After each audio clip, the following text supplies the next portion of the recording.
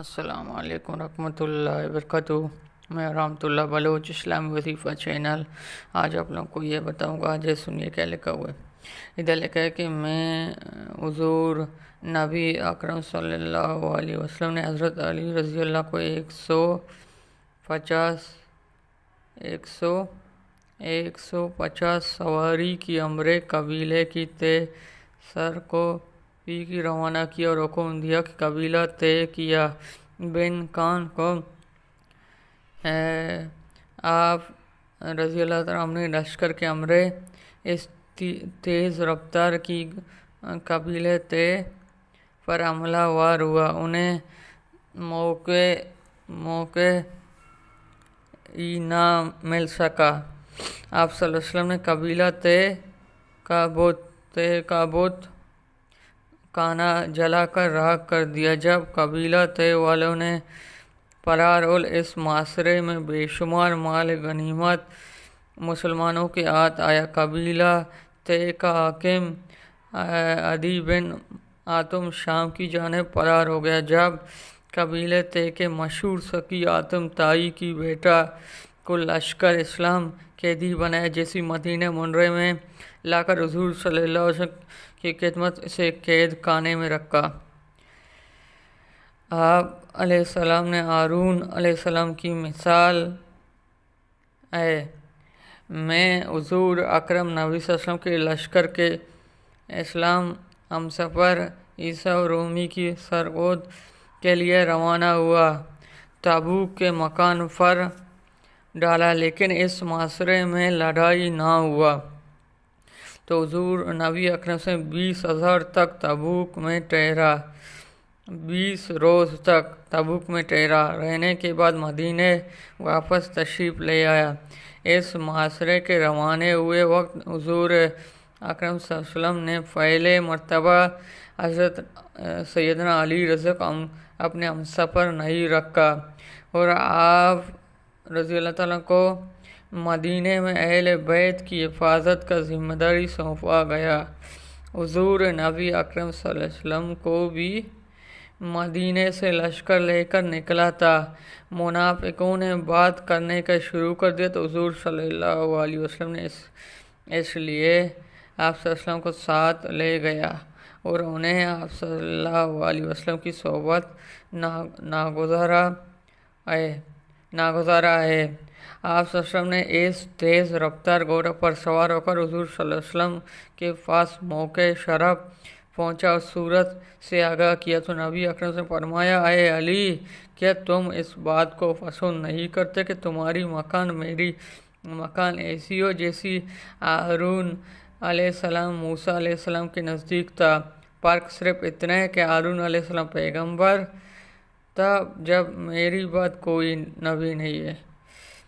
حضور نبی اکرم کبھی جھوٹ نہیں بولتے۔ روایتوں کے مطابق ہے کہ نبی اکرم صلی اللہ علیہ وسلم نے مکہ مکرمہ میں حملہ کرنے کے لیے لشکر اسلام خفیہ تیار کیا، جس کا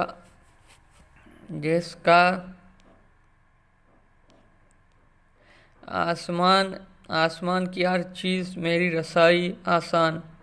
ایک روایت کے مطابق سیدنا علی رضی اللہ تعالیٰ عنہ جب حضور اکرم صلی اللہ علیہ وسلم کے کندھے پر چڑھا اور عرض کیا۔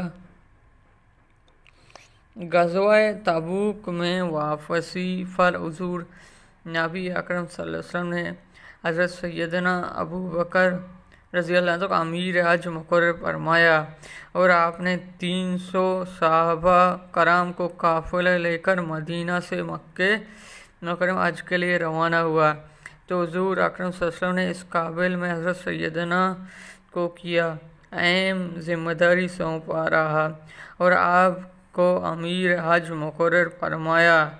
آپ صلی اللہ علیہ وسلم نے امیر حج کے تمام فرض اپنے ساتھیوں کے کھانے پینے سونے کا برابر انتظار کرتے رہا۔ آپ صلی اللہ علیہ وسلم نے اپنے ساتھیوں کو اس طرح سے منزل کیا کہ دشمن اسلام کی یہی سمجھ رہا ہے کہ مسلمان تعداد میں زیادہ ہے۔